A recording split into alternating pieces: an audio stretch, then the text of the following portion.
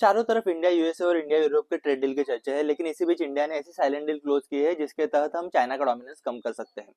India और Brazil के बीच critical material cooperation pact sign हुए, जिसके तहत हम ब्राजील से क्रिटिकल मिनरल्स को इंपोर्ट कर पाएंगे। साथ ही साथ इन दो देशों में आने वाले 5 सालों में $20 मिलियन तक ट्रेड बढ़ाने की बात की गई है। ब्राजील के पास करंटली आयरन और मैंगनीज, निकेल और रेयर अर्थ मटेरियल के रिसोर्सेज है, जिनको हम इजीली इंपोर्ट कर पाएंगे। ये material electrical vehicle, semiconductor, solar panel, wind turbines और बैटरी मैन्युफैक्चरिंग के लिए काम आते हैं।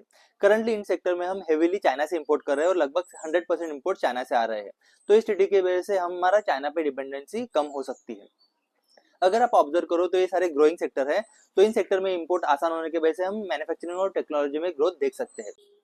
लेकिन क्या सच में हम चाइना का डोमिनेंस कम कर पाएंगे? अगर हम ग्लोबल सप्लाई की बात करें तो क्रिटिकल मटेरियल की 60% माइनिंग चाइना करता है और 90% प्रोसेसिंग चाइना के पास है। लिथियम रिलेटेड केमिकल्स में 80% प्रोसेसिंग चाइना करता है और ग्राफाइट बैटरीज के रिलेटेड 90% प्रोसेसिंग चाइना में होती है। यानी अगर हम इन चीजों को ब्राजील से इंपोर्ट भी कर पाए तो भी उनको प्रोसेस नहीं कर पाएंगे। इसलिए हमें हमारी प्रोसेसिंग कैपेबिलिटीज को बढ़ाना होगा। अगर हम रियलिस्टिक बात करें तो आने वाले 5 सालों में हम इलेक्ट्रिकल व्हीकल सेक्टर में 5 से 6 गुना ग्रोथ देख सकते हैं। और अगर हम सही कदम रखें तो चाइना पे हमारी इंपोर्ट डिपेंडेंसी को 20 to 30% कम कर सकते हैं, जो एक सिग्निफिकेंट प्रोग्रेस होगी और जिसके तहत हमें हमारे मैन्युफैक्चरिंग और टेक्नोलॉजी सेक्टर में अच्छी ग्रोथ दिखाई देगी और हमारी इंपोर्ट रिस्क भी कम हो जाएगी।